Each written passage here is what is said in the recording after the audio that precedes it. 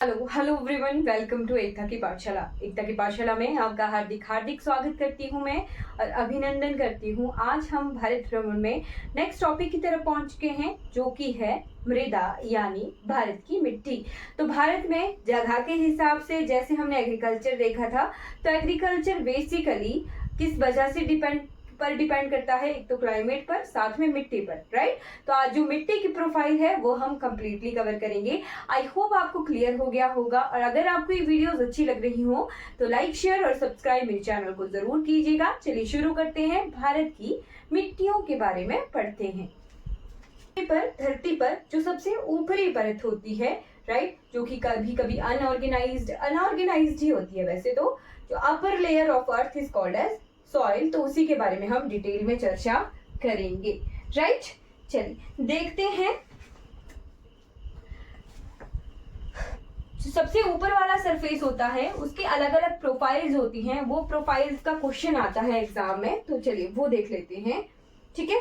तो upper most अगर लिखना हो आपने तो धरती की सबसे ऊपरी परत, या फिर कह सकते हैं आप कि जो कॉन्टिनेंटल क्रस्ट होता है यानी भूपरपट्टी होती है, परपट्टी, राइट, या फिर इसे भूपटल भी कहते हैं, ठीक है। क्रस्ट जो सबसे ऊपर वाली लेयर होती है पृथ्वी की, जिसे हम कहाँ पढ़ते हैं, फिजिकल में पढ़ते हैं वैसे तो हम, ठीक है। ये पूरी प्रोफाइल वैसे फिजिकल ज्योग्राफी का पार्ट है, ठीक, बट फिर भी लिख लीजिएगा। जो कॉन्टिनेंटल क्रस्ट होती है, कॉन्टिनेंटल क्रस्ट यानी जो महाद्वीपीय भूपटल होता है, महाद्वीपीय भूपटल, उसकी जो सबसे ऊपरी परत होती है उसे क्या कहते हैं, मृदा। उसकी ऊपरी परत को क्या कहते हैं, मृदा यानी मिट्टी कहते हैं। इसे हम डेली देखते हैं, डेली डील करते हैं, राइट। चलिए, वर्ल्ड सॉइल डे कब मनाया जाता है, विश्व मृदा दिवस, तो 5 दिसंबर से मनाया जा रहा है, 2014 से लिख लीजिएगा। वर्ल्ड सॉइल डे यानी विश्व मृदा दिवस कब से मनाया जा रहा है, 5 दिसंबर 2014। लास्ट क्लास में हमने कौन सा डे देखा था, वर्ल्ड पल्सिस डे देखा था, है ना। विश्व दलहन दिवस कब मनाया जा रहा था, 10 फरवरी को मनाया जा रहा था। तो ये कुछ डेज जो मैं बीच बीच में करवा रही हूँ, ये ध्यान रखने, एग्जाम में इस तरह के क्वेश्चंस आ जाते हैं, ठीक है। और किसके द्वारा ये डिक्लेयर किया गया है, तो फूड एंड एग्रीकल्चरल ऑर्गेनाइजेशन यानी यूएन की, संयुक्त राष्ट्र की FAO, जो FAO समिति है, फूड एंड एग्रीकल्चरल ऑर्गेनाइजेशन के द्वारा जो है ये डिक्लेयर किया गया है, ठीक है। अब आ जाइए, कुछ चीजें मैं लिखवाऊंगी आपको, राइट। 2 चीजें होती हैं, एक होता है अच्छा, पहले हम सॉइल के लेयर देखते हैं, ठीक है। सॉइल प्रोफाइल, राइट, एग्जाम में इस तरीके के क्वेश्चन आ जाते हैं।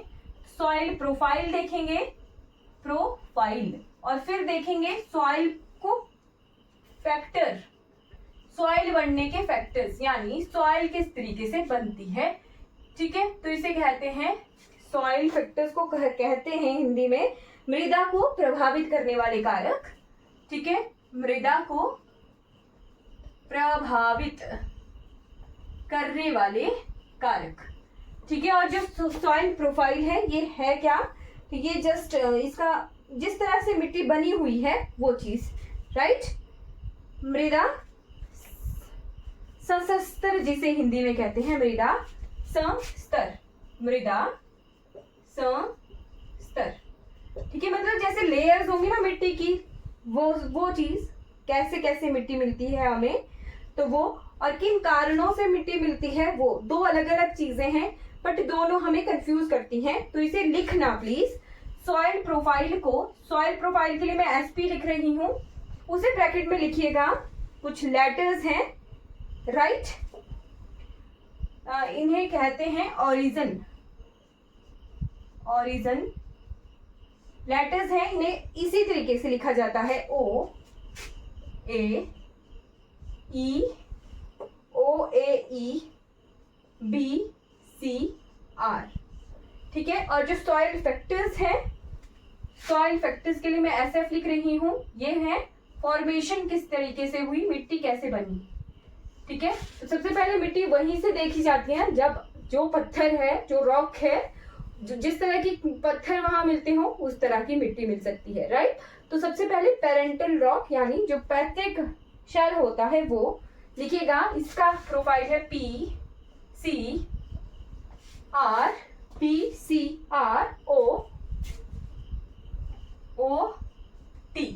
और ये जो लिखवाए मैंने लेटर, ये इसी सीक्वेंस में होते हैं, इनमें चेंजेस नहीं होते हैं। ठीक है, P से क्या मतलब हुआ, P से हुआ पेरेंटल रॉक, C से क्या हुआ क्लाइमेट, R से क्या हुआ, R से हुआ वहां का जो वेजिटेशन है वो, राइट। और OT, चलिए इसके बारे में बताती हूँ आपको, बट ये जो है आपने ऐसे ही नोट करने हैं, इनको मैं हिंदी में लिखवा दूंगी, right. Parental rock, climate, vegetation, underground water और माइक्रो ऑर्गेनिज्म, तो वो इस तरीके से है। बट यहाँ पर आ जाइए, सबसे पहले जो हमें मिलता है लेयर, सबसे ऊपर मिट्टी होती है, उसके ऊपर घास फूस होता है। ठीक है, ये मैं घास फूस बना रही हूँ, मिट्टी की सबसे ऊंची परत, ऊपरली परत। ठीक, इसको कहते हैं O यानी ऑर्गेनिक, राइट। ये जो अपर लेयर है इसे क्या नाम दिया गया, O से ऑर्गेनिक। ठीक, उसके बाद आ जाइए A पर। A क्या है, मिट्टी के छोटे छोटे कण, मिट्टी के छोटे छोटे कण जहां होते हैं वो A लेयर है, इसे कहते हैं top soil, top soil, right. Layer को नाम क्या दिया है, A और टॉप सॉइल। ये ज्यादा इंपॉर्टेंट है, सॉइल प्रोफाइल। ये जो सीरीज है ना, इसको OAEBCR ऐसे ही लिखा जाता है, हिंदी वालों के लिए भी ऐसे ही लेटर आएंगे। ठीक है, ठीक, राइट। ये लेटर्स ऐसे ही होते हैं, इनको चेंज नहीं किया जाता, ये ऐसी ही सीक्वेंस है। O के बाद आती है E लेयर। यहाँ जो है थोड़े मोटे मोटे कंकड़ हमें मिट्टी में मिलते हैं, राइट। जब भी खेत वगैरह जो है जोतते हैं तो हम देखते हैं ऊपर थोड़ी बारीक मिट्टी होती है, फिर नीचे पत्थर मिलना शुरू होते हैं, उसके भी नीचे ज्यादा मोटे पत्थर, राइट। ऐसे देखना, कभी किसी का मकान बन रहा हो ना, वहां पे आपको पूरी पूरी सॉइल प्रोफाइल दिखेगी, राइट। नीचे काफी जो है बाउंडेड मिट्टी होती है, बाउंडेड लेयर्स होती हैं, राइट। कभी जैसे मान लो किसी सड़क के आसपास ये चीज मैंने देखी हुई है, मैंने ऑब्जर्व की है, तो शायद आपने भी की हो। ठीक, इसको कहते हैं जोन ऑफ लीचिंग। जो अगला रीजन मैंने बताया, जोन ऑफ लीचिंग। लीचिंग क्या हुआ, लीचिंग एक क्रिया है जिससे जो अगर यहाँ पानी गिरा रहे हैं ऊपर वाली सॉइल में, तो यहाँ से मिनरल जो है नीचे चले जाते हैं। ठीक है, उसी पानी के साथ नीचे चले जाते हैं, उसको क्या कहते हैं, लीचिंग कहा जाता है। ठीक है, और ये कौन सी लेयर है, ई लेयर है। यहाँ लिखा मैंने O, सबसे ऊपर थी O, फिर A, फिर E।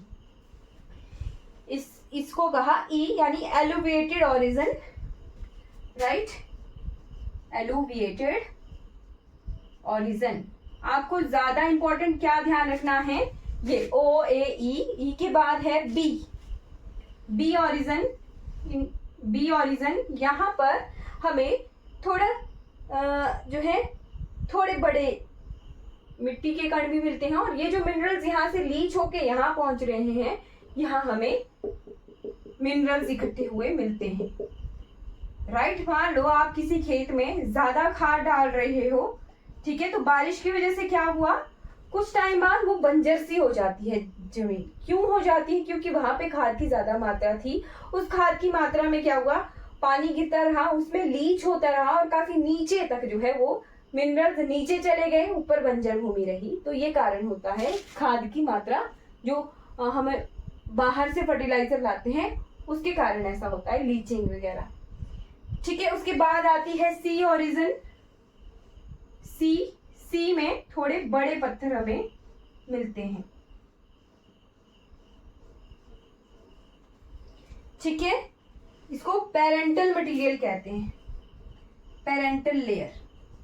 पेरेंटल लेयर का क्या मतलब है, ये जो मिट्टी है यहाँ से ऊपर वाली, ये वाला जो लेयर होगी पत्थर की, पेरेंटल रॉक की, उसी के ही अकॉर्डिंग उसकी क्वालिटी होगी ऊपर वाली लेयर की। यानी मान लो कोई पत्थर है, ठीक है, ये भी पत्थर है, इसमें कुछ कारणों से वजह से ये इरोजन हो रही है, गल रहा है ये पत्थर, तो यही मिट्टी जो है यहाँ यहाँ जम गई और हम यहाँ की प्रोफाइल देख रहे हैं, ठीक है, राइट। तो जिस तरह का मिट्टी का जो क्वालिटी है वो पेरेंटल रॉक, राइट। जैसे मान लो बच्चे हैं ना, तो बच्चे हमारे बच्चे हैं, ठीक है, वैसे मैंने इसको रिलेट कर दिया कि जिस तरह का पेरेंटल रॉक है उसी तरह की मिट्टी ऊपर है, ठीक है। और इससे नीचे वाली जो लेयर होती है उसे कहते हैं आर लेयर। ये क्या है? बेड रॉक है, बेड रॉक है, बहुत बड़ी पैकिंग, बड़े लेवल पे पैकिंग होती है। तो ये जो प्रोफाइल है OAEBCR, ये आपको ध्यान रखनी है, और जो फैक्टर वाली लेयर है उसे भी आपने ध्यान रखना है, ठीक है, ओके। तो अब आ जाते हैं जगहों के हिसाब से अलग अलग तरह की मिट्टी जो मिलती है उसे देखेंगे, राइट। ये एग्जाम में आता है तो मैंने आपको करवा दिया है, अदरवाइज ये फिजिकल ज्योग्राफी का पार्ट है, इसे यहाँ पर करवाने की जरूरत नहीं थी। बट स्टेटमेंट में अगर आपको सॉइल के साथ लेयर्स आ गई तो कैसे करेंगे वो हमने यहाँ से देख लिया है, राइट। चलिए आ जाइए, लोकेशन के हिसाब से हम कितनी तरह की मिट्टियां मिलती हैं भारत में, राइट।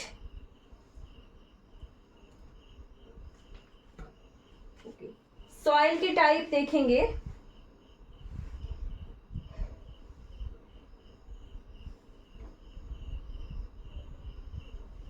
ओके, किसी भी सॉइल में हमें मिनरल्स कितने मिल सकते हैं? मिनरल्स यानी खनिज कितने मिलते हैं? तो खनिज मिलते हैं हमें 40 से 50% खनिज होता है किसी भी मृदा में। ह्यूमस, ह्यूमस होता है मिट्टी में पाए जाने वाली जो ह्यूमस, ह्यूमस जो सड़ी गले पत्ते होते हैं ना, ठीक है, तो उसे कहते हैं ह्यूमस, जिसे सड़ी गली मिट्टी वाली खाद का कह सकते हैं। या फिर आप किसी पेड़ के नीचे देखिए, वहां पर सूखे पत्ते गिरे हों तो वो ही सड़ सड़ के जो है वहीं पे ही मिट्टी बन रही होती है, तो वो ही ह्यूमस कहलाती है, राइट। ह्यूमस की मात्रा जगहों के हिसाब से होती है और ये 5 से लेके 10% तक होता है। भारत में जितने भी तरह की मिट्टी है वहां पर ह्यूमस की कमी है। भारत में हर तरह की मिट्टी में ह्यूमस की कमी है, राइट, कम मात्रा में पाया जाता है, तो ये ध्यान रखना, ठीक है। और फिर आता है उसके बाद जो अंडरग्राउंड वाटर होता है जिसे मृदा जल कहते हैं, भौम जल भी जिसे कहा जा सकता है। अंडरग्राउंड वाटर, अंडरग्राउंड वाटर कितना हो सकता है अंडरग्राउंड वाटर? तो लगभग 25%, ठीक है, 25%। उसके बाद जो ऑर्गेनिज्म होते हैं वो भी होते हैं। और मिट्टी में हवा की भी मात्रा होती है, ठीक है, मिट्टी में कितने % हवा हो सकती है? 25%, ठीक है, मृदा हवा जिसे कह सकते हैं, तो 25%। और बाकी हमें सूक्ष्म जीव मिलते हैं, सूक्ष्म जीव यानी organism, micro organism, micro organism मिलते हैं, ठीक है, जैसे हम फंगाई कहते हैं, राइट, एल्गे कहते हैं, हिंदी में क्वक कहा जाता है, ठीक है। चलिए अब आ जाते हैं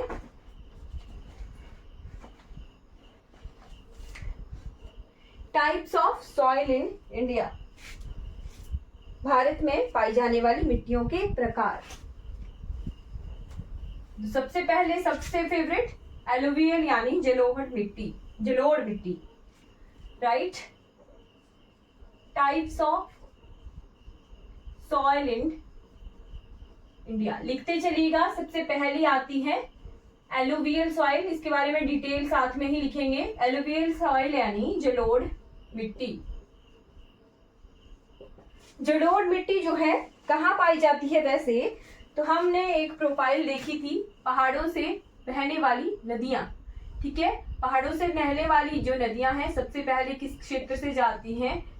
हमारे तराई क्षेत्र, ठीक। फिर ये जो खादर रीजन होता है और भांगर रीजन होता है, ठीक है। खादर रीजन और यहाँ था भांगर रीजन, ठीक है। और ये कौन सा था जहां बड़े बड़े पत्थर थे, वो था भावर। और यहाँ था तराई क्षेत्र, ठीक है। तो ये खादर और भांगर जगह है, वहां पर मिट्टी, वहां पर क्या हुआ, वहां पर मिट्टी जम जाती है। जो भी मिट्टी बहा कर लाई है नदियां, वहां पर जमाती हैं, ठीक है। वहां पर अगर जम जाती हैं तो उस मिट्टी को कहा जाता है जलोढ़ मिट्टी। इसे एक और नाम भी देते हैं दोमट, दोमट मिट्टी, ठीक है, राइट। इसमें मात्रा होती है सिलिकॉन एल्यूमिनियम की, सिलिकॉन और एल्यूमिनियम इसमें होते हैं। और ये क्षारीय टाइप होती है, बेसिक नेचर की होती है। क्षारीय, क्षारीय यानी इसका बेसिक नेचर होता है, ठीक है, बेसिक होती है ये। और बेसिक किस वजह से होती है, इसमें होते हैं मेटल्स के हाइड्रोक्साइड, मेटल्स के हाइड्रोक्साइड होते हैं। OH, OH आपको पता है, OH जो है बेस होता है, जिस भी के साथ OH लगा हो वो बेस होता है, राइट। 7 से ज्यादा इसकी pH वैल्यू होती है, ठीक। उत्तर भारत के विशाल मैदानों में पाई जाने वाली जो ग्रेटर प्लेन है, नॉर्दर्न प्लेन्स, नॉर्दर्न प्लेन्स, ठीक है, असम के प्लेन्स मेनली, वहां पर ये मिट्टी पाई जाती है, ठीक है। जलोढ़ मिट्टी कहाँ कहाँ पाई जाती है, उत्तर भारत के मैदानों में और असम के मैदानों में, ठीक है। अब इसमें NPK तीनों कम होते हैं, राइट। क्या क्या का चीजों की कमी होती है, कमी होती है इसमें ह्यूमस की, ह्यूमस कम होता है इसमें। P फॉर फॉस्फोरस, फॉस्फोरस इसमें कम होता है। और NP नाइट्रोजन की भी कमी होती है। तो इन तीनों को लिख लेना, साथ में एरो नीचे लगा लेना कि क्या है इसका मतलब, इसमें कम होता है ये, राइट। इसीलिए इसमें यूरिया डाला जाता है, ठीक है, फर्टिलिटी के लिए यूरिया की खाद का यूज किया जाता है, ठीक। इसमें कौन सी चीजें ज्यादा होती हैं, तो ये बहुत इंपॉर्टेंट है। ज्यादा क्या होता है, अगर एग्जाम में क्वेश्चन आए कि जलोढ़ मिट्टी में क्या पाया जाता है, तो ज्यादा पाया जाता है इसमें पोटाशियम, पोटेशियम एंड चूना, चूना जिसे लाइम इंग्लिश में कहते हैं, लाइम मिलता है। तो पोटेशियम बहुत इंपॉर्टेंट है, स्टार लगा कर लिखना कि जलोढ़ मिट्टी में, दोमट मिट्टी में कौन सा मिनरल, कौन सा खनिज पाया जाता है, तो वो पाया जाता है पोटेशियम और चूना, ठीक है, राइट। भारत के टोटल एरिया का लगभग 40% भाग, भारत में 40% जो है ये जलोढ़ मिट्टी पाई जाती है, राइट, ठीक है। अवसादों से ही ये लगभग अवसादों से ही बनी है। ये खादर बांगर की मिट्टी भी कहा जाता है इसे, ना। पोटाशियम लिखा हो या पोटाश लिखा हो, दोनों एक ही चीजें हैं। पोटाश की मात्रा इसमें होती है, जलोढ़ मिट्टी में पोटाश पाया जाता है, राइट। पोटाश को स्टार लगाकर लिखना बहुत इंपॉर्टेंट है, राइट। उपजाऊ ये होती है और इस मिट्टी में सॉइल प्रोफाइल जो हमने देखी थी वो नहीं मिलती है ना। जो सॉइल प्रोफाइल हमने देखी थी ना, OAEB है ना, वो इसमें नहीं मिलती है, लिख लेना। इस मिट्टी में सॉइल प्रोफाइल नहीं पाई जाती है। सॉइल मृदा जो सशस्त्र है, सशस्त्र, वो नहीं पाया जाता, क्योंकि मिट्टी जो है अवसादों से लाकर बनाई गई है। एक साल जम गई, अगले साल फिर से बाढ़ आ गई, फिर से बह गई, तो उसमें जमना जो है नहीं है। इसीलिए यहाँ पर मृदा जो स्तर है, सॉइल प्रोफाइल नहीं पाई जाती है। इसको स्टार लगाकर नोट कर लेना। नेक्स्ट जो सॉइल करनी है हमने, वो है ब्लैक सॉइल, काली मृदा, ब्लैक सॉइल यानी काली मृदा। अभी काली मृदा कहाँ मिलती है, तो भारत का कुछ जो हिस्सा है, वैसे हम इसे कवर कर चुके हैं। कैसे, जब ये भारत अफ्रीका महाद्वीप से अलग हुआ था, ठीक है, तो यहाँ पर मैंने आपको बताया था कि जब ये अलग हुआ था तो इस क्षेत्र पर लावा जो है जम गया था धरती के अंदर, इसे कहते हैं मैग्मा, राइट, मैग्मा कहते हैं। बट धरती के ऊपर जब जमता है तब उसे लावा कहते हैं। मैग्मा कब कहते हैं? जब धरती के अंदर होता है, ठीक है। तो जो लावा जम के ठंडा हुआ है, जो लावा ठंडा होके जमा है, उसी वजह से काली मृदा बनी है, ठीक है। तो ये जो है एक तरह से किस तरह की मिट्टी में मिलती है हमें अग्नि, ध्यान है ना, अग्नि लावा कैसा होता है? गर्म होता है, अग्नि जैसा होता है। तो आग्नेय चट्टानों के अपरदन से बनी हुई मृदा है, राइट। यहाँ पे जब ये लावा जम गया तो यहाँ आग्नेय चट्टानें बनी, तो उसी के अपरदन से जो है ये मृदा बनती है, काली मृदा, ठीक है। और अगर ये किसी चीज के ठंडे होने की वजह से बनी है, यानी आग थी वहां पे, राइट, तो जो ठंडी हुई है वहां पर कोई भी जीवाश्म नहीं पाए जाते हैं। नो फॉसिल्स, इसको स्टार लगा के लिख लेना। इस मिट्टी में कोई भी जीवाश्म नहीं मिलते हैं, ठीक है, जीवाश्म नहीं मिलते हैं, लिख लेना, बहुत इंपॉर्टेंट है, ठीक है। तभी जो ग्रेनाइट हमें मिलता है, ठीक है, ग्रेनाइट का यूज करते हैं हम, राइट, बसाल्ट और ग्रेनाइट टाइप के पत्थर मिलते हैं यहाँ पे। तो उसमें कोई हमें हड्डियां नहीं मिल रही होती या कोयला नहीं मिल रहा होता, ठीक है। ग्रेनाइट है तो ग्रेनाइट ही है, राइट। तो इसमें कोई भी जीवाश्म नहीं मिलते हैं, ठीक। और इसका जो ब्लैक कलर है वो किस वजह से होता है? वो होता है टाइटेनियम टिटैनीफेरस, है ना, टिटैनीफेरस की वजह से, टिटैनीफेरस लिखना, टाइटेनियम नहीं, टिटैनीफेरस, इसको सेम हिंदी में लिख लेना, टिटैनीफेरस,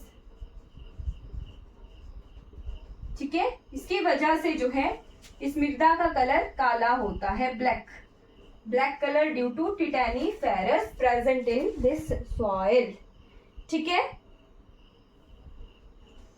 अब कहाँ पाई जाती है? तो ये पाई जाती है हमें जो नॉर्थ वेस्टर्न क्षेत्र है हमारे भारत का, वहां पर। नॉर्थ वेस्टर्न कौन सा? जो पेनिनसुलर प्लेट्यू आ गया, पेनिनसुलर जो प्लेट्यू आ गया, वहां पे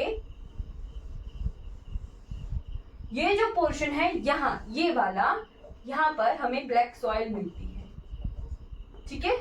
ब्लैक सॉइल हमें यहाँ north west portion of India,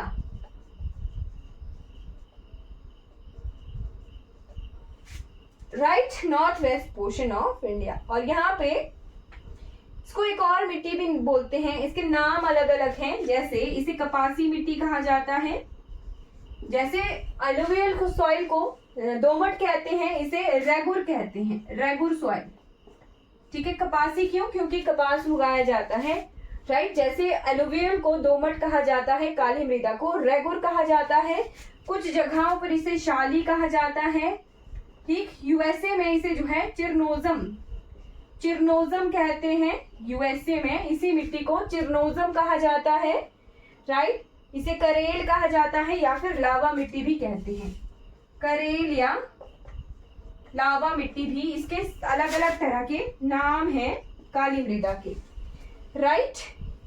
जैसे हमारा सिलिकॉन और एल्यूमिनियम कहाँ मिल रहे थे? एलुवियल में, राइट। बट इसमें जो है क्या मिलता है? इसमें ज्यादा आयरन मिलता है, ठीक। लावा धरती से निकल आया है, ठीक है, तो धरती के अंदर है क्या? वैसे आयरन ज्यादा है, ठीक है। निकल फेरस है धरती के कोर में, ठीक है, क्रस्ट मेंटल कोर, तो कोर में निकल फेरस प्रेजेंट होता है, वहीं से ही लावा निकल के आ रहा है और वो जमा है धरती पर। तो इस मिट्टी में कौन सा मिनरल ज्यादा मिलता है? आयरन, ठीक है। फेरस, जो फेरस है वो आयरन का ही साइंटिफिक नेम है, राइट। तो इस मिट्टी में हमें आयरन मिलता है क्योंकि ये लावा की वजह से बनी है। तो कौन सा खनिज मिलता है इसमें? आयरन मिलता है, ठीक है, राइट। अब इसे सेल्फ प्लगिंग भी कह सकते हैं आप, सेल्फ प्लगिंग सॉइल भी कहते हैं। सेल्फ प्लगिंग सॉइल का क्या मतलब हुआ कि ये स्वतः ही जुताई वाली मिट्टी है, ठीक है, स्वतः स्वतः जुताई वाली मिट्टी। अब ये क्यों कह रही हूं मैं, इसका एक कारण है, जब इस मिट्टी में पानी की कमी होती है तब इसमें आ जाती हैं दरारें। ठीक है, जब इसमें पानी की कमी होती है तब इसमें दरारें आती हैं, तब इस मिट्टी में दरारें आती हैं, और जब इसमें पानी ठीक मात्रा में होता है, ज्यादा होता है, तब ये जो है चिकनी चिकनी सी बन जाती है। ठीक है, राइट, चिपचिपी हो जाती है, चिकनी हो जाती है, चिपचिपी हो जाती है। मतलब क्या हुआ कि पहले खुद ही टूट गई, दरारें पड़ गई, जब पानी आ गया तो ये चिकनी चिपचिपी बन गई, जुड़ गई। ठीक है, अब इसमें कपास उगता है, मूंगफली उगती है, सोयाबीन उगती है। कपास, कॉटन, कॉटन, मूंगफली, मूंगफली ग्राउंडनट और सोयाबीन। सोयाबीन की फसलें यहीं पर ही उगाई जाती हैं। राइट, इसमें आयरन के साथ साथ पोटाश भी होता है। राइट, पोटाश ज्यादा मात्रा में कहाँ मिलता है, एलुवियल में, और ज्यादा क्या मिलता है यहाँ पर इस मिट्टी में, आयरन ज्यादा मिलता है ब्लैक सॉइल में, ध्यान रखना है। ठीक है, अब नेक्स्ट सॉइल जो हमने लिखनी है वो है रेड एंड येलो सॉइल, यानी लाल पीली मिट्टी। लाल पीली क्यों बोला है, क्योंकि ये रंग बदलने वाली मिट्टी है। ठीक है, लाल पीली मिट्टी लिखिएगा, red and yellow soil, red and yellow soil, लाल पीली मिट्टी।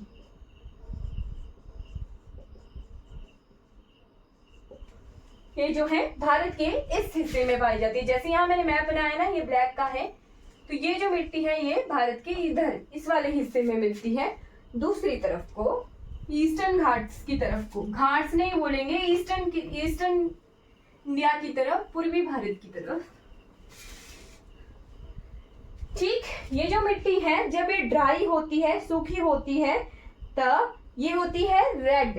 राइट, जब ये ड्राई होती है, सूखी होती है ये मिट्टी, तब ये लाल कलर की होती है, रेड होती है, और जब ये गीली हो जाती है, वेट, गीली होने पर ये मिट्टी येलो कलर की हो जाती है, इसीलिए इस मिट्टी को लाल पीली मिट्टी कहा जाता है। ठीक है, राइट, इसका जो कलर है वो फेरस ऑक्साइड होने की वजह से रेड है। फेरस ऑक्साइड, इसमें आयरन के ऑक्साइड पाए जाते हैं, इसी वजह से ये रेड कलर की होती है। राइट, ठीक है, लिख लेना, इंपॉर्टेंट है। ठीक इसी मिट्टी में उगाए जाते हैं चावल। अब मैंने आपको बताया पूर्वी भारत की तरफ तो हमारा झारखंड वाला पोर्शन, बिहार वाला पोर्शन, वेस्ट बंगाल वाला पोर्शन, वहां पर इस मिट्टी में चावल की खेती होती है। ठीक, और इसमें क्या क्या चीजें पाई जाती हैं, कमी होती है इसमें ह्यूमस, नाइट्रोजन, फास्फोरस की, पोटाश इसमें पाया जाता है, पोटाश, पोटाश इसमें पाया जाता है। मतलब उतना नहीं होता जितना जलोढ़ मिट्टी में है, बट कुछ मात्रा में पाया जाता है। सबसे ज्यादा तो जलोढ़ में ही होता है पोटाश। ये जो मिट्टी है इसकी खास बात है, लीचिंग मैंने कहा था ना आपको, ऊपर से लीच हो गई मिट्टी और जो है उसके मिनरल्स बह गए, अंदर चले गए। ठीक है, तो क्या होता है वेस्टर्न घाट में, ये है हमारा वेस्टर्न घाट यानी पश्चिमी घाट, और यहाँ क्या है ईस्टर्न घाट। अब मैंने आपको बताया था यहाँ से नदियां बह रही हैं, स्लोप पर बह रही हैं, तेजी से बह रही होती हैं, तेजी से बह रही नदियां, तेजी से बह रही नदियां अपने साथ यहाँ मैदान बनाती हैं अपने साथ लाए हुए अवसादों को। तो ये क्या है, वेस्टर्न प्लेन्स हैं। ठीक है, वेस्टर्न प्लेन्स हैं, या इन्हें कोस्टल प्लेन्स कहते हैं, पश्चिमी घाट के मैदान हैं। इन पश्चिमी घाट के मैदानों में क्या हुआ है, यहाँ की जो मिट्टी है वो लीच हो के यहाँ आके जम गई है, लीच होके यहाँ आके जम गई है। तो इस मिट्टी जो जम गई है उसके मिनरल्स, ऊपर से सारे मिनरल्स बहा बहा के ये यहाँ लाके इकट्ठे कर दिए हैं। यहाँ जो मिट्टी बनी वो ही क्या है, लेटेराइट सॉइल है। इसमें होता है सिलिकन, एल्यूमिनियम के ऑक्साइड, सिलिकन और एल्यूमिनियम के ऑक्साइड्स होते हैं इस मिट्टी में। राइट, यहाँ कौन सी मिट्टी है? लाल पीली मिट्टी है। इससे ही मिनरल्स ले लेके ये लीच होके यहाँ इकट्ठे हो गए हैं और यहाँ जो मिट्टी बनी वो कौन सी मिट्टी बनी? Laterite soil. ठीक है, सिलिकॉन ऑक्साइड होते हैं और ये बहुत हार्ड तरह की मिट्टी होती है, ड्राई हार्ड हो जाती है। और हार्ड होने की वजह से जो ईंटें होती हैं, ईंटें हम पक्की ईंटें बनाते हैं ना, घरों में यूज की होती है ईंटें, ब्रिक्स जिन्हें कहते हैं, तो वो इसी मिट्टी की बनाई जाती हैं। स्टार लगाकर लिख लेना। हर एक मिट्टी की मैंने कुछ कुछ खास बातें बता दी हैं आपको। जो लेटेराइट सॉइल है उससे क्या बनाया जाता है? ईंटें बनाई जाती है। साथ में इस मिट्टी में उगाए जाते हैं मसाले यानी जो स्पाइसेस हैं, जैसे काली मिर्च वगैरह। केरल वाला क्षेत्र है, मलाबार कोस्ट जिसे कहते हैं, वहां पर स्पाइसेस की, मसालों की खेती की जाती है। इसका कलर लिख लीजिएगा, इसका कलर रेड होता है। ये तो याद ही रहेगा क्योंकि ईंटें लाल कलर की होती हैं। ठीक है, और लीचिंग कैसे होती है? रेड येलो सॉइल की लीचिंग हुई और वो लेटेराइट बन गई है। ठीक है, रेनफॉल की वजह से लीचिंग हुई है लाल पीली मिट्टी की। राइट, अब उसके बाद आ जाइए 5th नंबर की सॉइल लिखिएगा, ड्राई सॉइल, सूखी मिट्टी। ड्राई सॉइल या इसे एरिड सॉइल भी कह सकते हैं। लिखिएगा dry soil.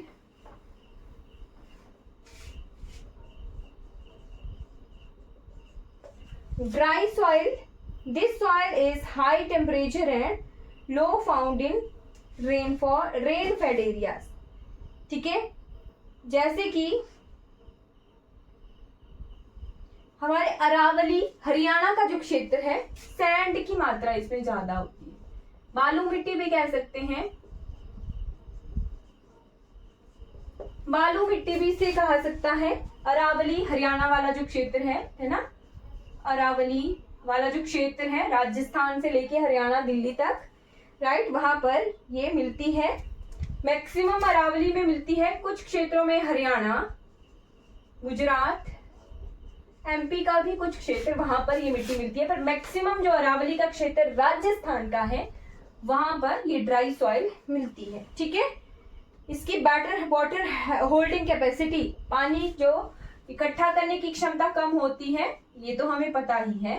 Water holding capacity, पानी सोखने की जो क्षमता है वो बिल्कुल कम होती है, कैपेसिटी काफी कम होती है ना, ड्रेन कर जाती है ये मिट्टी, बह जाता है इससे पानी जल्दी। राइट, पोटेशियम की मात्रा इसमें अधिक होती है।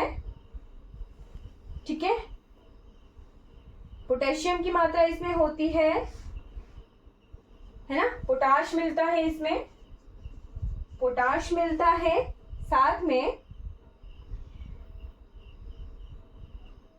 इस मिट्टी में खेती नहीं की जा सकती अगर इस मिट्टी में रेगुलर सिंचाई ना की जाए। बिना सिंचाई के इस मिट्टी में खेती नहीं की जाती। अगली जो सॉइल लिखनी है वो है सेलाइन या अल्केलाइन सॉइल। सेलाइन या अल्केलाइन सॉइल, लवण मिट्टी इसे कहते हैं, जिसे कह सकते हैं लवण मिट्टी। लिख लीजिएगा, लवण मिट्टी हुआ क्या है? एक जमीन का टुकड़ा है, उसमें क्या किया, हम लगातार पानी दे रहे हैं, सिंचाई कर रहे हैं। ठीक है, और ये पर्टिकुलर हुआ है, ये चीज हर जगह होता है। मान लो आपने कोई क्यारी बीजी है, उसमें आप लगातार पानी दे रहे हैं, लगातार पानी दे रहे हैं, और इतना पानी दे दिया कि वो जो ऊपर वाला ये पोर्शन है वो सारा बह गया। बह गया मीन वहां जितना आपने खाद डाली थी सब कुछ वो जो है वहां से बह गया है, और वहां पर क्या हो गया, कुछ सफेद सफेद तरह के कण जमा हो गए। वो सफेद तरह के कण क्या है? एक तरह से नमक, सेलाइन। ठीक है, वो चीज ऊपर आ गई है। ठीक है, तो खनिज, नमक जो है ऊपर खनिज ही रह गए सारे, खनिज, या फिर आप आम भाषा में कह सकते हैं नमक। व्हाइट व्हाइट कलर का आपको ऊपर पोर्शन दिख जाता है। जब उस जगह पर ज्यादा पानी दिया जाता है तो ऊपर क्या रहते हैं? सिर्फ और सिर्फ मिनरल्स या खनिज रह जाते हैं। उस मिट्टी को कहते हैं सेलाइन या अल्केलाइन सॉइल। ये होता क्यों है? सिंचाई ज्यादा होने की वजह से। ये एक कंडीशन है, सिंचाई अगर ज्यादा हो गई किसी जगह पर तब वहां पर अल्किलाइन या सेलाइन सॉइल बन जाती है। जैसे बड़ी बड़ी नहरें होती है ना, खेतों से नहरें कूलें निकाल ली जाती हैं, तो उन कूलों में ज्यादा पानी बहता रहे तो वहां की मिट्टी क्या हो जाएगी, हमारी सेलाइन या अल्कलाइन सॉइल होगी। सिंचाई करना अच्छी बात है, बट ओवर जो सिंचाई करना है वो हमारी सॉइल को जो है इफेक्ट करता है, खराब कर देता है। ठीक है, यहाँ पर सोडियम की मात्रा ज्यादा हो जाती है, सोडियम पोटेशियम की मात्रा ज्यादा हो जाती है, राइट। और एनपीके तो हमें पता ही है, एन और potash, potash P for potash की कमी होती है यहाँ पे, राइट। जो कच्छ का रण है, कुछ जगहों पर गंगा के मैदान भी इस तरीके की चीजें सह रहे हैं। ठीक है, फिर आते हैं पीटी सॉइल, पीटी यानी दलदली सॉइल। लास्ट अब देखेंगे, दो और मिट्टियां रही हैं, फिर हम कवर कर लेंगे ये। एक आई पीटी सॉइल, सबसे पहले पीटी, पीटी, और दूसरी है फॉरेस्ट सॉइल, या इसी को ही कुछ जगहों पर, एक तो फॉरेस्ट सॉइल आ गई, एक आ गई हिल सॉइल, ये अलग है ना, हिल सॉइल, और या फिर माउंटेन सॉइल जो हमारे पहाड़ों में मिलती है। हमें पहाड़ों में भी इसी के अलग अलग टाइप मिलते हैं माउंटेन सॉइल के, राइट। ये क्या है, दलदली मृदा है। जो जगह हमेशा पानी से घिरी होती है वो क्या बन जाती है, एक तरह से दलदली बन जाती है, तो वहां की मिट्टी को दलदली मिट्टी कहा जाता है। ठीक है, जो मैंग्रोव फॉरेस्ट मैंने आपको पढ़ाए थे सुंदरवन में, मैंग्रोव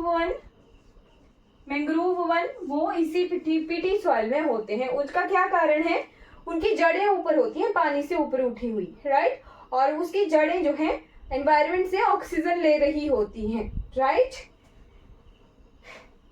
क्योंकि उस मिट्टी में अंदर काफी मात्रा में, अंदर जो दलदली मिट्टी है ना, उसमें अंदर ऑक्सीजन की कमी होती है, इसीलिए वो एनवायरनमेंट से जड़ें जो है बाहर निकल के, मिट्टी से बाहर निकल के ऑक्सीजन ले रही होती हैं। तो लिख लीजिएगा, इस मिट्टी में क्या होता है, O2 यानी ऑक्सीजन की कमी होती है। ठीक है, और जो ह्यूमस होता है ना, वो काफी मात्रा में होता है, ह्यूमस की मात्रा ज्यादा होती है इस मिट्टी में, और ऑक्सीजन कम होती है। ठीक है, जो हमारी वेटलैंड्स हैं, वेटलैंड्स वो इसका बहुत अच्छा एग्जाम्पल होंगे। वेटलैंड्स यानी आर्द्र भूमियां, आर्द्र भूमि से मुझे एक चीज आपको करवा देनी चाहिए, रामसर वेटलैंड्स, वैसे मैंने करवाए होंगे शायद।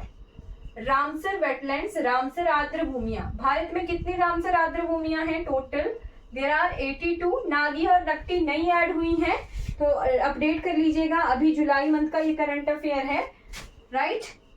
82 जो है रामसर आर्द्र भूमियां हैं। 2 फरवरी 1971 को ईरान के रामसर शहर में ये कन्वेंशन को साइन किया गया था। 1982 में भारत ने इसे ज्वाइन किया है। लिख लीजिएगा, इंपॉर्टेंट चीजें मैंने लिखवा दी है। ठीक है, 2 फरवरी को मनाया जाता है world wetland day. World wetland day कब मनाया जाता है, 2 फरवरी को मनाया जाता है, प्रतिवर्ष 2 फरवरी को। ठीक है, आई थिंक ये विजिबल ही नहीं है। 2 फरवरी को मनाया जाता है विश्व आर्द्र भूमि दिवस। ठीक है, विश्व आर्द्र भूमि दिवस 1982 में भारत ने इसमें ज्वाइन किया था। 2 फरवरी 1971 को ईरान के रामसर शहर में ये कन्वेंशन हुआ था, और भारत में टोटल 82 रामसर साइट है प्रेजेंटली, आज की डेट 5 अगस्त की बात अगर की जाए, राइट। अब आ जाइए लास्ट सॉइल, जिसे कहते हैं हिली सॉइल या पर्वतीय मिट्टी। फॉरेस्ट सॉइल भी इसी में ही कंसीडर करेंगे हम, पर्वतीय मिट्टी या हिली सॉइल या माउंटेनियस सॉइल। तो जो मिट्टी जो है पर्वतों में, पहाड़ों में, जंगलों में पाई जाती है, पर्वतीय जंगल होने चाहिए, पहाड़ी जंगल होने चाहिए, वो वहां पर ह्यूमस की मात्रा ज्यादा होती है। बाकी इस चीज के बारे में आप हिमाचल प्रदेश में पढ़ोगे तब आपको ज्यादा क्लियर हो जाएगा, राइट। और यहाँ पे एक चीज लिख लेना, यहाँ पे एक तरह से कॉन्टूर फार्मिंग होती है। कॉन्टूर का क्या मतलब होता है, सीढ़ीनुमा खेती की जाती है। सीढ़ीनुमा खेती की जाती है, बस ये चीज आपको ध्यान रखनी है। सीढ़ीनुमा खेती कहाँ की जाती है? तो हमारी पहाड़ी मृदा में की जाती है।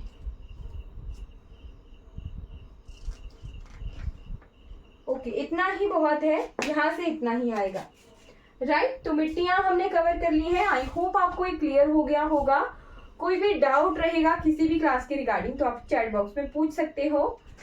अगर ये वीडियो आपको अच्छी लगी हो तो लाइक कीजिएगा, शेयर कीजिएगा और मेरे चैनल को सब्सक्राइब कीजिएगा, क्योंकि इस तरह का डिटेल जो इन्फॉर्मेशन है वो हम यहाँ पर पढ़ते हैं। हर एक एग्जाम को हम टारगेट करते हुए चल रहे हैं और भारत का भ्रमण कर रहे हैं। आई होप आपको ये वीडियोस अच्छी लग रही होंगी तो लाइक शेयर और सब्सक्राइब जरूर। कृषि, जो कृषि टॉपिक है, यहाँ से एक आध क्वेश्चन किसी ना किसी एग्जाम में कहीं ना कहीं या तो स्टेटमेंट फॉर्म में या कैसे भी करके हमें एक आध क्वेश्चन जो है जरूर देखने को मिलता है। तो भारत में जो कृषि का पैटर्न है वो रहता है यहाँ की मौसम के हिसाब से, ठीक है। तो हमने लास्ट क्लास में क्या देखा था कि भारत में किस तरह का मौसम है।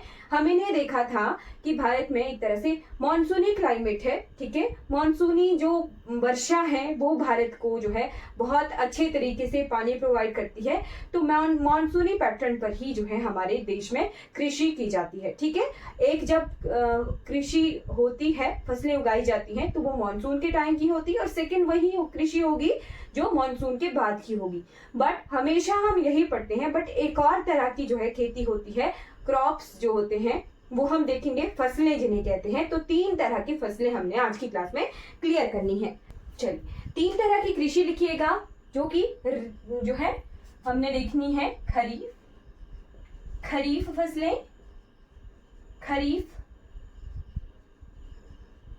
फसलें, ठीक है। सेकंड हमने देखनी है राबी फसलें, राबी क्रॉप्स, राबी। और एक तीसरी फसल होती है जिसे कहते हैं जायद की फसलें, ठीक है, जायद क्रॉप्स, जायद फसलें। तो ये तीनों इंपॉर्टेंट है, लिखिएगा इनके बारे में। खरीफ का मैं एक ट्रिक बताती हूँ। ट्रिक क्या है? ख से खरीफ, ख से खराब। खराब कोई फसल किस वजह से हो सकती है? तो बारिश पड़ने की वजह से जो है खराब हो सकती है। ये एक ट्रिक है। KH से, ठीक है, और ख से खराब। खराब कब हो सकती है कोई भी फसल?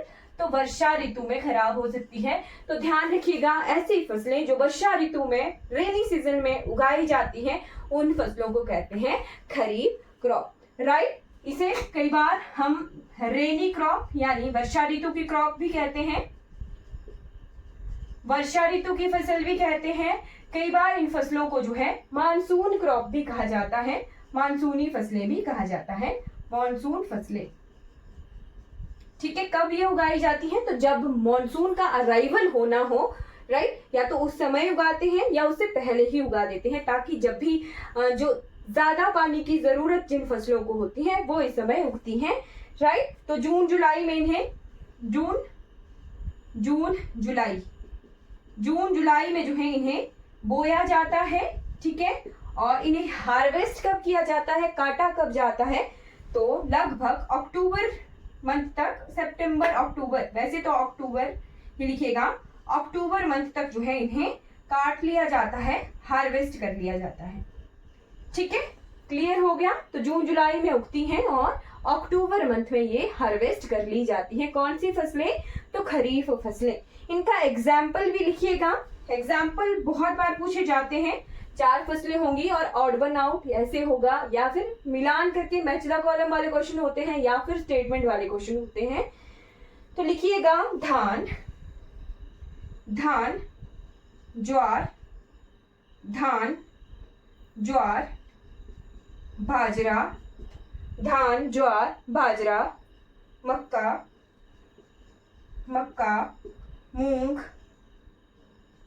मूंग के बाद लिखना है उड़द, मूंग के बाद लिखना है उड़द जो माश की दाल होती है ना, माह होते हैं, है ना, हमारे हिमाचल में माह कहते हैं उनको, है ना। तो वो उड़द की दाल। उड़द के बाद जो सोयाबीन सोयाबीन, सोयाबीन का काफी बार क्वेश्चन आ जाता है कि सोयाबीन किस तरह की फसल है, तो ये एक खरीफ क्रॉप है, ठीक है। उसके बाद कपास, कॉटन, कपास जिसे कहते हैं कॉटन। कॉटन के बाद मूंगफली, मूंगफली, क्या मूंगफली होगी,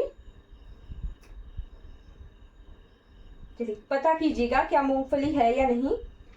सनफ्लावर, सूरजमुखी का जो फूल है तिलहन फसलों में वैसे आता ये है, बट ये भी क्या है हमारे खरीफ क्रॉप में आता है, बरसात में ये उगता है, राइट।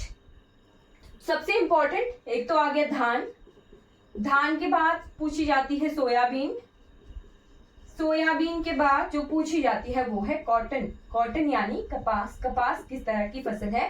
तो ये चार फसलें जो है आपको ध्यान रखनी है, बहुत इंपॉर्टेंट है। ये हो गया खरीफ क्रॉप के बारे में।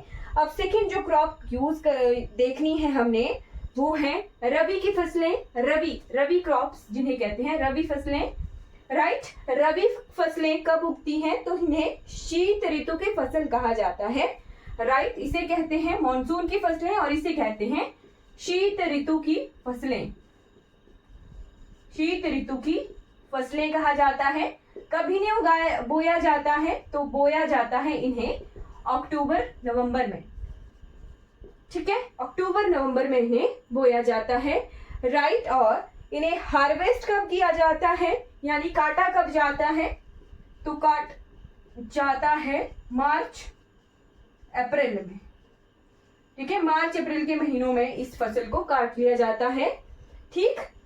और पूरे भारत में इस वक्त कौन सा त्योहार होता है, तो बैसाखी का होता है, मतलब हार्वेस्टिंग फर्स्ट जो त्योहार है, हार्वेस्टिंग फेस्टिवल्स, फेस्टिवल्स जो है इस वक्त होते हैं, जैसे कि बैसाखी, ठीक है।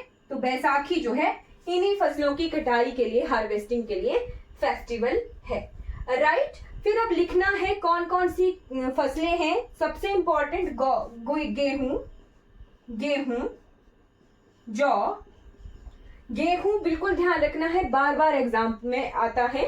जौ, मटर, चना, ये तो चारों ध्यान रखने हैं, ये एग्जाम के पेट क्वेश्चन हैं, ये एग्जाम में काफी बार पूछे जाते हैं। गेहूं, जौ, मटर, चना, सरसों, सरसों भी पूछी जाती है, सरसों। और गन्ना भी जो है इस वक्त हार्वेस्ट किया जाता है, वैसे गन्ना पूरा साल भर लेता है तैयार होने के लिए, ठीक है। फिर उसके बाद चना, ये हो गए मटर, गेहूं, जौ, चना। ये बहुत इंपॉर्टेंट जो मैंने चार यहाँ लिखवाए हैं ब्रैकेट में और चार यहाँ लिखवाए हैं ब्रैकेट में, ये बहुत इंपॉर्टेंट फसलें हैं, राइट। ये बहुत इंपॉर्टेंट है, इनके एग्जाम में क्वेश्चन आता ही आता है। या तो आपको इस तरीके से तैयार रहना है कि स्टेटमेंट वाइज क्वेश्चन आएगा, या फिर आपको इस तरीके से तैयार रहना है कि आपको मैच द कॉलम का क्वेश्चन आएगा। तो ये चारों और ये चारों आपको ध्यान रखने हैं। हार्वेस्टिंग फेस्टिवल जो है अलग अलग होते हैं। तो ये बैसाखी जो है हमारे कहाँ का फेस्टिवल है, पंजाब का मेनली है, राइट। बट फिर भी हम नॉर्थ इंडिया की तरफ इसको बैसाखी के तौर पर मनाते हैं, राइट। आपने जो है इसका ध्यान रखना है। इस वक्त जो है और भी त्योहार होते हैं हार्वेस्टिंग, जैसे कि तमिलनाडु में, हमारे असम में और केरला में, तो उनके नाम आप जो है ध्यान करिएगा और कल आप जो है क्लास में बताइएगा, या फिर आपने चैट बॉक्स में, जो इसका चैट बॉक्स आता है वहां पे आपने भेजना है कि ये जो हार्वेस्टिंग फेस्टिवल है केरला में इसे किस नाम से कहते हैं, तमिलनाडु में और साथ में असम में, ये एग्जाम में पूछे जाते हैं, राइट। यानी फसल कटाई की जो त्योहार हैं वो किससे संबंधित हैं, हमारे रबी की फसलों से संबंधित हैं। तो ये आपको जो है होमवर्क रहा आज का, ये आपने जरूर करना है, ठीक। उसके बाद तीसरी तरह की क्रॉप होती है जायद क्रॉप, राइट।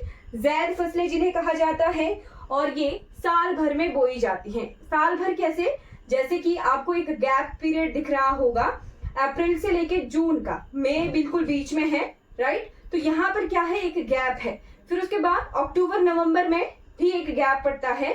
तो ये जो गैप्स वाला पीरियड होता है, इनमें उन फसलों को उगा दिया जाता है और उनकी जो क्रॉप है, हार्वेस्टिंग है, वो या तो साल में 2 बार ले ली जाती है या फिर साल में 3 बार ले ली जाती है। तो इन फसलों को कहा जाता है जायद फसलें। इनको लिख लेना, साल भर जो है बोई जा सकती हैं। ठीक है, साल भर बोई जाती हैं। राइट, ये फसलें जो हैं साल भर बोई जाती हैं, जायद फसलें। 3 तरह की फसलें पढ़नी है। मैक्सिमम बुक्सेस में 2 ही तरह की फसलों के बारे में लिखा होता है। ठीक है, और पानी की मात्रा, जो इनके लिए पानी की मात्रा ज्यादा लगती है, एग्जाम्पल लिखना है। जैसे कि हम तरबूजा खाते हैं ना, तो वो उस तरह के खरबूजा, तरबूज। फिर ये जो मूंग की दाल है, मैंने मूंग आपको यहाँ भी लिखवाया है, ध्यान रखिए, खरीफ क्रॉप में भी लिखवाया है, बट इसकी फसल जो है साल भर ली जा सकती है, ये जायद क्रॉप है। मूंग के बाद ये जो उड़द की दाल मैंने यहाँ लिखवाई है, राइट, ये भी जो है जायद फसलों में आती है, मूंग उड़द। राइट, अगर एग्जाम में मैच द कॉलम आए तो इस तरीके से आपने तैयार रहना है। जो खीरा ककड़ी होता है, कुकम्बर, राइट, जो सैलेड के लिए यूज किया जाता है, वो भी जायद क्रॉप में आता है। ठीक है,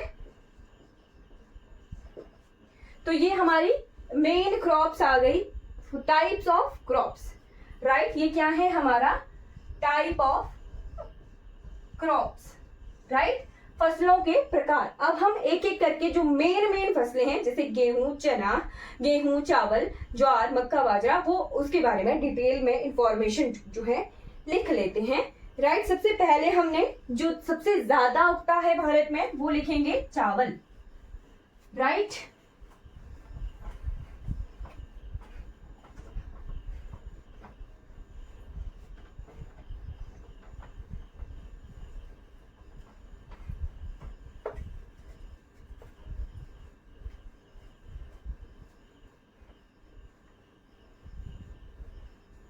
आ जाइए, लिखिएगा धान की फसल होती है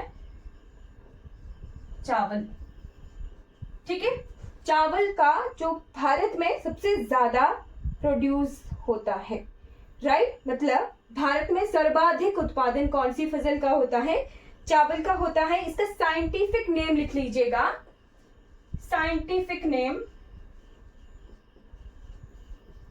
साइंटिफिक नेम लिखना है इसका ओराइजा सटाइवा। राइट, हिंदी में लिखती हूं ओराइजा सटाइवा। अब स्पेलिंग सही है नहीं है बर्तनी हिंदी में, वो आप देख लेना।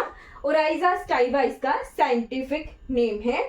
और ये किस तरीके, इसका लीडिंग प्रोड्यूसर कौन है दुनिया में बात की जाए? लीडिंग प्रोड्यूसर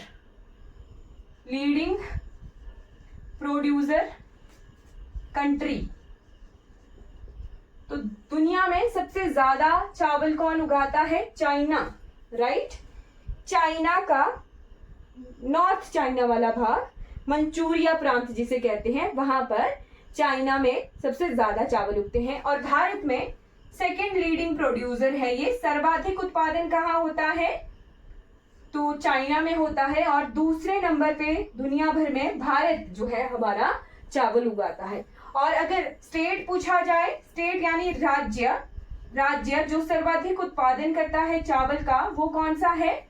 वो है वेस्ट बंगाल। ठीक है जी, पश्चिम बंगाल सबसे ज्यादा उत्पादन करता है चावल का। ठीक है, ये है क्वांटिटी के हिसाब से। और अगर बोने के हिसाब से किया जाए, बोने का मतलब जगह के हिसाब से, कितने जगह पर उगाया जाता है, तो प्रति हेक्टेयर के हिसाब से चावल का उत्पादन ज्यादा कहाँ होता है? बिहार में। वही चीज हम गेहूं में भी देखेंगे। गेहूं का उत्पादन सबसे ज्यादा कहाँ होता है? क्वांटिटी में यूपी में, पर प्रति हेक्टेयर में पंजाब में होता है। ये चीजें ध्यान रखनी है। एग्जामिनर ये जो छोटे छोटे पॉइंट है, जैसे ये प्रति हेक्टेयर उत्पादन या सर्वाधिक उत्पादन, वहां पर फंसाता है। राइट, तो ध्यान रखना है, ऐसे पॉइंट्स ध्यान रखने हैं। ठीक, सर्वाधिक उत्पादन हमने देख लिया। ठीक है, फिर उसके बाद आइए, जो सेकेंड ग्रीन रेवोल्यूशन है, पहला जो ग्रीन रेवोल्यूशन था, पहली हरित क्रांति कब हुई थी? सन 1966 के आसपास। ठीक है, तो वो तो गेहूं के लिए हुई थी। राइट, बट जो सेकेंड ग्रीन रेवोल्यूशन हुआ था, सेकेंड ग्रीन रेवोल्यूशन, यानी दूसरी जो हरित क्रांति हुई थी वो केवल मात्र चावल के लिए ही डेडिकेटेड थी 1980 के आसपास, राइट। यानी ग्रीन रेवोल्यूशन का क्या मतलब है, ग्रीन रेवोल्यूशन लाया क्यों गया था, तो एक तरह से इमरजेंसी आई थी, ठीक है। इमरजेंसी की वजह से, कुछ कारणों की वजह से भारत भर में जो है उत्पादन कम हो रहा था, लोगों की जनसंख्या बढ़ रही थी और हमारी जो डिमांड है अनाज की वो भी बढ़ रही थी। तो उत्पादन कम होने की वजह से एक ग्रीन रेवोल्यूशन लाया गया वर्ष 1966 में। जो है M S Swaminathan, doctor M S Swaminathan ji, वो ग्रीन रेवोल्यूशन के जनक माने जाते हैं, फादर माने जाते हैं भारत में। तो वही जो है ग्रीन रेवोल्यूशन लेके आए थे। उन्होंने क्या किया था, जो हमारे पश्चिमी वेस्टर्न कंट्रीज है वहां से हाई एल्ड ब्रीड के सीड्स लाए थे, वो गेहूं के लाए गए और भारत में फिर बहुत अच्छे से गेहूं का उत्पादन होना शुरू हो गया, ठीक है। पहले ग्रीन रेवोल्यूशन से पहले या फिर आजादी से पहले की भी बात की जाए तो गेहूं भारत का जो है अपना फसल नहीं है। गेहूं जैसे आजकल होता है ना कि कोई मेहमान आएगा तो उसके लिए बहुत अच्छा बनाया जाएगा, राइट। तो वैसा ही होता था, गेहूं बहुत कम होती थी, तो जो मेहमान आते थे उन्हें गेहूं की रोटी खिलाई जाती है। और भारत का जो ओरिजिनल खाना कौन सा हुआ करता था, तो ज्वार, हमारा बाजरा, इस तरह की जो फसलें हैं, जौ, ज्वार, बाजरा, ये सभी जो हैं भारत के अपने अनाज हैं, राइट। तो गेहूं जो है बाहर से लाई गई थी। और जो सेकेंड ग्रीन रेवोल्यूशन है वो जो है स्पेशली चावल के लिए है, 1980 में ये हुआ था, राइट। फिर उसके बाद आ जाइए international rice research centre, IRRC, कहां पर है, अंतरराष्ट्रीय चावल अनुसंधान केंद्र, अंतरराष्ट्रीय चावल अनुसंधान केंद्र कहां पर है जी, ये international rice research centre, right. तो ये है फिलीपींस में, फिलीपींस की राजधानी मनीला या मनीला, ठीक है, मनीला में, राइट।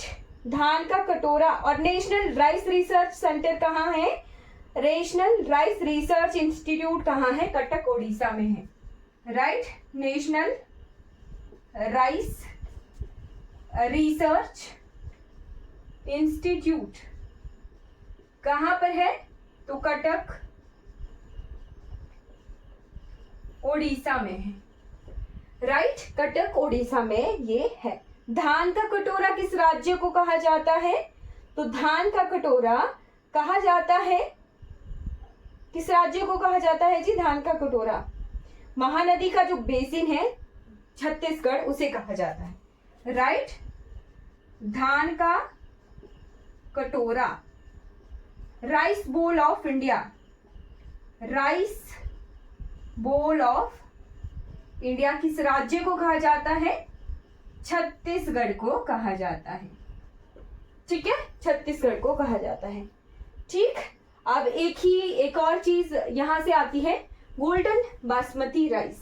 गोल्डन बासमती राइस जो है उस पर किस देश ने रोक लगा दी है, वो आपको करंट अफेयर का क्वेश्चन रहा, राइट।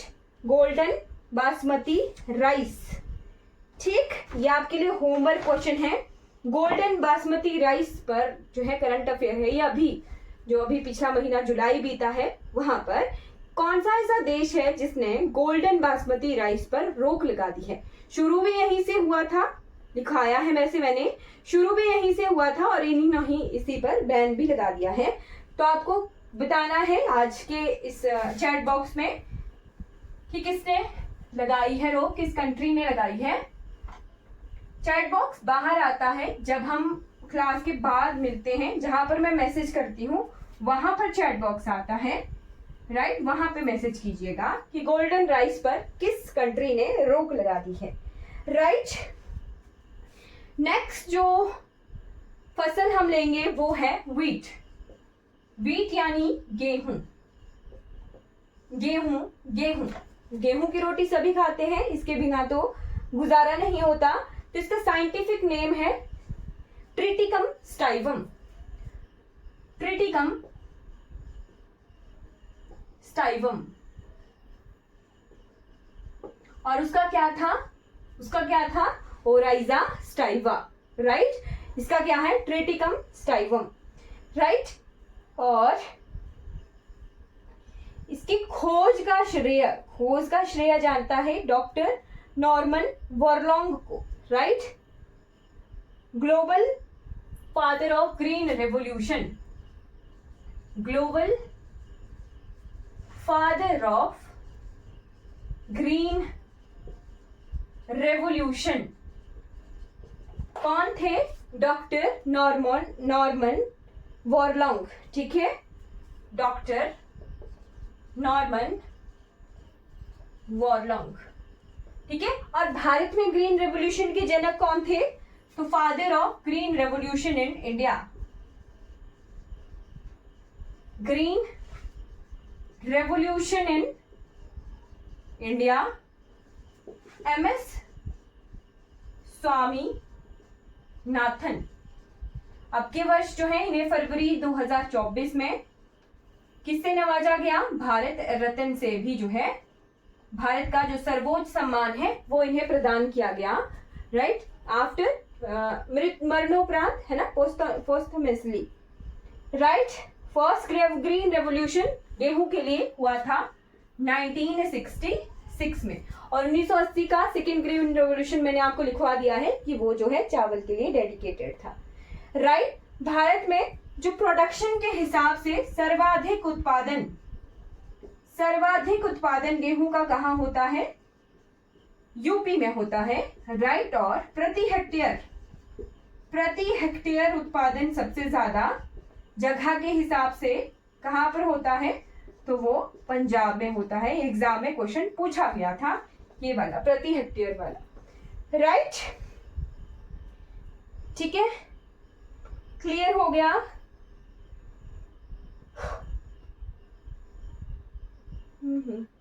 आज की क्लास में इतना ही हम पढ़ेंगे मक्का। चलिए एक और, वैसे तो 2-3 ही फसलें रही हैं ना, चलो इसको कर ही लेते हैं 5-7 मिनट में। चलिए देखते हैं जितना भी होता है। मक्का देखते हैं अब, इसके बाद मेज,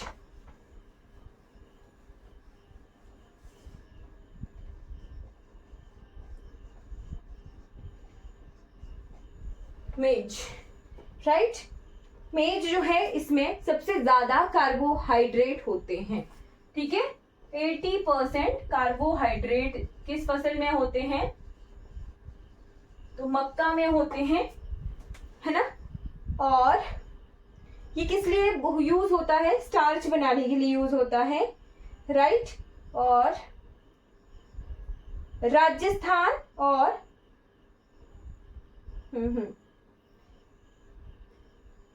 इतना ही लिखिए इसके बारे में, अमेरिका से इसे लाया गया था, राइट। एक चीज लिख लो, राजस्थान और हिमाचल प्रदेश में, राजस्थान प्लस हिमाचल प्रदेश में इसकी डेंट किस्म मतलब ऐसा गेहूं का दाना होता है ना जो बीच से डेंट जिसमें पड़ा होता है, तो डेंट किस्म की, डेंट टाइप की गेहूं उगाई जाती है। और बाकी और जगहों पर, सिर्फ हिमाचल प्रदेश और राजस्थान में, बाकी और जगहों पर विंटल किस्म की, विंटल टाइप जो है कहाँ उगाई जाती है? रिमेनिंग स्टेट्स में, जो भी बचे हुए स्टेट्स हैं वहां पर विंटल किस्म की जो है मक्का उगाई जाती है, राइट। और एक और चीज, स्टार्च बनाने के लिए इसका यूज होता है, और इसमें नर मादा फूल दोनों एक ही फूल में होते हैं, अलग अलग से नहीं होता है, ठीक है। फिर इसके बाद आ जाइए, हाँ, जौ जिसे इंग्लिश में कहा जाता है बार्ले, राइट। तो हमने देखा था ये किस तरह की फसल थी ये। यूपी में इसका जो है सबसे ज्यादा उत्पादन होता है, राइट। सर्वाधिक उत्पादन कहाँ होता है? यूपी में, यूपी राजस्थान में। फिर उसके बाद आ जाइए ज्वार, ज्वार, राइट। ज्वार जो है थर्ड इंपॉर्टेंट क्रॉप है भारत की, राइट। नॉर्थ इंडिया में ये खरीफ टाइप में उगाई जाती है।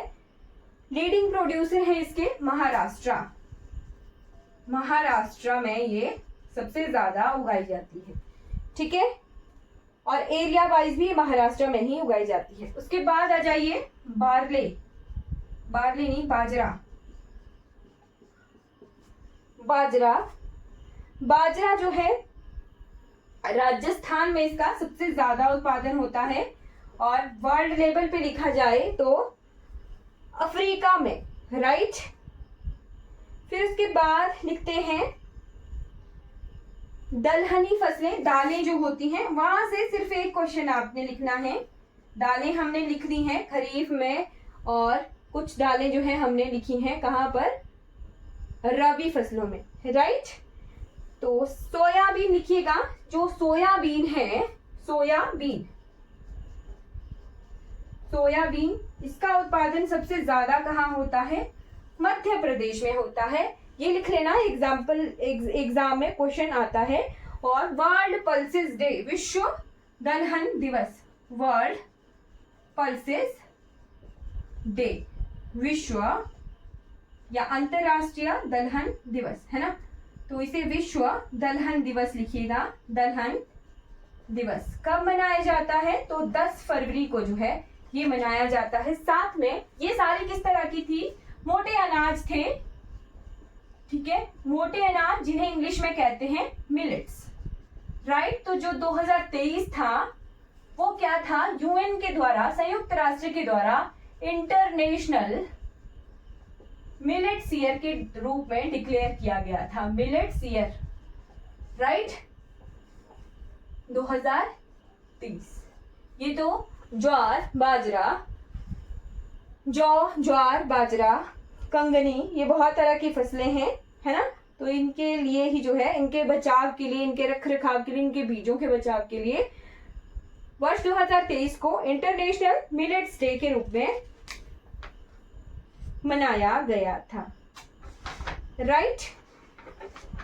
उसके बाद लिखिए कौन सी फसल लिखनी है, ऑयल सीड्स, ऑयल सीड्स यानी तिलहन। ये क्या है, दलहन। दालों को कई बार दलहन भी कहते हैं, लेग्यूम्स भी कहते हैं, पल्सीज की जगह कई बार लेग्यूम्स भी कहा जाता है, लेग्यूम्स। और जो तिलहन होते हैं जिनसे तेल निकाला जाता है, राइट, तिलहन, तिलहन जिन्हें इंग्लिश में कहा जाता है ऑयल सीड्स, यानी ऐसी फसलें जिनके बीजों से तेल निकाला जाता है उन्हें कहते हैं तिलहन, राइट। सिर्फ तिल की बात नहीं हो रही, ऐसी सारी की सारी फसलें जिनसे तेल निकाला जाता हो उन्हें तिलहन कहा जाता है। तो सबसे ज्यादा तिलहन कौन से राज्य में उगता है, मध्य प्रदेश। मध्य प्रदेश क्यों, क्योंकि जो सोयाबीन है वो एक तरह से दाल भी है, साथ में तिलहन फसल भी है। तो सबसे ज्यादा सर्वाधिक तिलहन का उत्पादन कहाँ होता है, मध्य प्रदेश में होता है, ठीक है। फिर उसके बाद मूंगफली, मूंगफली भी क्या है, मूंगफली भी क्या है, तिलहन है, राइट। और गुजरात में इसका उत्पादन सबसे ज्यादा किया जाता है। उसके बाद सरसों, मस्टर्ड जिसे इंग्लिश में कहा जाता है, राइट, इसे ग्राउंड नट कहा जाता है, ग्राउंड नट ना, और ये क्या है, मस्टर्ड, राइट। तो सरसों का उत्पादन सबसे ज्यादा कहाँ होता है, राजस्थान में होता है। फिर उसके बाद सूरजमुखी, सनफ्लावर, सूरजमुखी, जो सूरजमुखी है उसका उत्पादन कहाँ सबसे ज्यादा होता है, कर्नाटका, कर्नाटका। नारियल, नारियल का भी तेल निकाला जाता है ना, तो नारियल का सबसे ज्यादा उत्पादन कहाँ होता है, तमिलनाडु। और कुसुम, कुसुम भी एक तरह से फ्लावर होता है और उसमें फिर बीज आते हैं, तो कुसुम का सबसे ज्यादा उत्पादन कहाँ होता है, महाराष्ट्र में होता है, ठीक है। फिर उसके बाद गन्ना लिखिएगा। अगली फसल जो हमने लिखनी है वो है गन्ना, यानी शुगर केन, शुगर केन। गन्ना जो है एक तरह से किस तरह की फसल थी हमारी, हमने इसे रबी फसलों में कहा था, बट ये पूरे साल भर में तैयार होती है। तो टू मैच्योर प्लांट, एक मैच्योर प्लांट बनाने के लिए इसे जो है 1 साल के बराबर लग जाता है गन्ना को तैयार होने में। गन्ने की फसल को तैयार होने के लिए पूरा 1 वर्ष लग जाता है। Largest producer of sugarcane, largest producer of sugarcane यानी गन्ने का सबसे बड़ा उत्पादक कौन है? ब्राजील है। ठीक है, चीनी का भी सबसे बड़ा उत्पादक ब्राजील ही है, बट चीनी का कटोरा अब जो है, पहले क्यूबा हुआ करता था, ध्यान रखना, चीनी सबसे ज्यादा क्यूबा में होती थी। तो चीनी का कटोरा किसे कहते हैं? क्यूबा कंट्री को कहते हैं। ठीक है, वहीं पर ही सबसे ज्यादा उत्पादन चीनी का होता था, बट अब चीनी का भी और शुगर केन यानी गन्ने का उत्पादन भी जो है सबसे ज्यादा कहाँ होता है? ब्राजील में होता है। राइट, सेकंड कंट्री जो होगी वो इंडिया होगी। राइट, कंज्यूमर यानी जो है भोग करने वाला, है ना, तो वो भी जो है सबसे ज्यादा इंडिया ही है। और स्टेट अगर लिखी जाए तो राज्य जो है यूपी है, जहां पर गन्ने का सबसे ज्यादा उत्पादन होता है, गन्ने का। बट अगर चीनी का उत्पादन लिखा जाए तो चीनी की मिलें कहाँ सबसे ज्यादा हैं? चीनी की मिलें सबसे ज्यादा महाराष्ट्र में हैं। ठीक है, तो महाराष्ट्र में चीनी का सबसे ज्यादा उत्पादन होता है, बट गन्ने की फसल का उत्पादन सबसे ज्यादा कहाँ होता है? यूपी में होता है। अब जो है 2 रिसर्च इंस्टीट्यूट लिखिएगा।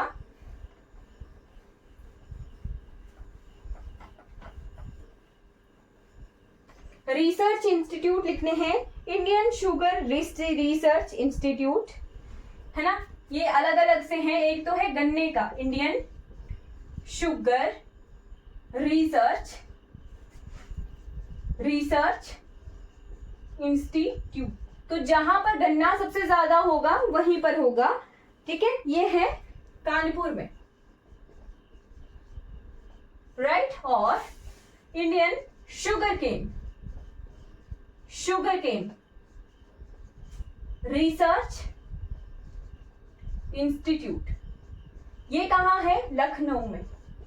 देखिए, दोनों अलग अलग चीजें हैं। कानपुर कहाँ है? महाराष्ट्र में है। सबसे ज्यादा चीनी कहाँ उगती है? तो महाराष्ट्र में ही उगती नहीं, सॉरी, चीनी कहाँ है? चीनी की मिलें कहाँ है? महाराष्ट्र में है, इसीलिए शुगर का रिसर्च इंस्टीट्यूट वहीं पर है। और शुगर के यानी गन्ना सबसे ज्यादा कहाँ उगता है? यूपी में, तो लखनऊ में जो है रिसर्च इंस्टीट्यूट है। उसके बाद एक फसल लिखिएगा, रबड़।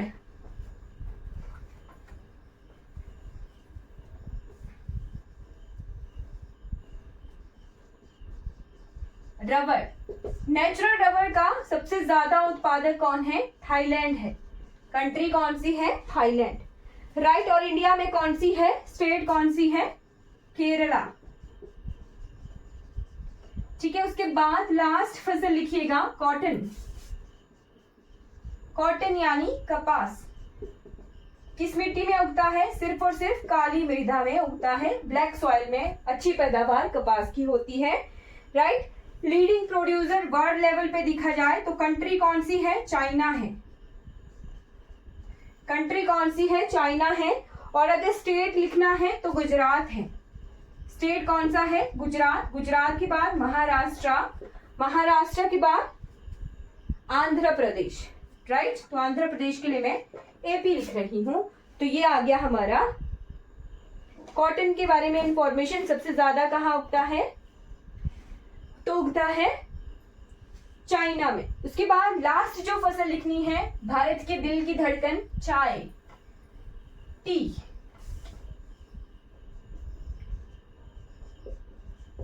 तो चाय का उत्पादन कहाँ होता है? लेटेराइट टाइप सॉइल में, लेटेराइट सॉइल, और जहां ढलानदार हो, मतलब पानी की जरूरत इसे पड़ती है बट रुकना नहीं चाहिए पानी। ठीक है, लेटेराइट टाइप सॉइल हो, इसीलिए जो चाय के बागान होते हैं वो स्लोप में होते हैं, ढलानों पर होते हैं। राइट, मतलब पानी की जरूरत तो है बट पानी रुकना भी नहीं चाहिए इस जगह पर, ऐसे तरीके से होती है। राइट, तो कॉफी के लिए भी इसी तरह की जो है मिट्टी चाहिए होती है। लीडिंग प्रोड्यूसर सबसे ज्यादा कहाँ उगती है चाय? Leading producer Assam. ठीक है, सबसे पहले भारत में चाय कौन लेके आए थे, उनका नाम लिख लेते हैं। जैसे आप हिमाचल में आलू देखते हैं, सेब देखते हैं, वैसे चाय का एक क्वेश्चन है। 1834 में टी कौन लेके आए थे अपने साथ? विलियम वेंटिक। ठीक है, विलियम वेंटिक। कौन थे विलियम वेंटिक? भारत के पहले गवर्नर जनरल थे।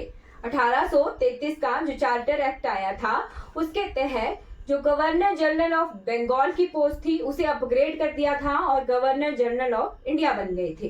राइट, तो विलियम बेंटिक वही इंसान है, प्रथम गवर्नर जनरल। ये अपने साथ क्या लाए थे?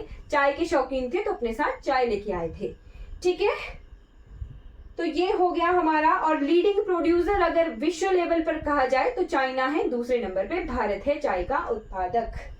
ठीक है, क्लियर हो गया। तो ये हमने भारत का एग्रीकल्चर पैटर्न देख लिया है। आई होप आपको क्लियर हो गया होगा। कोई भी डाउट रहेगा तो आपने चैट बॉक्स में पूछ लेना है, और जो क्वेश्चंस मैंने क्लास के दौरान पूछे हैं वो आपने चैट बॉक्स में कमेंट जरूर करने हैं। Thank you for watching this class. अगर ये वीडियो आपको अच्छी लगी हो तो लाइक कीजिएगा, शेयर कीजिएगा और मेरे चैनल को सब्सक्राइब कीजिएगा। Thank you for watching.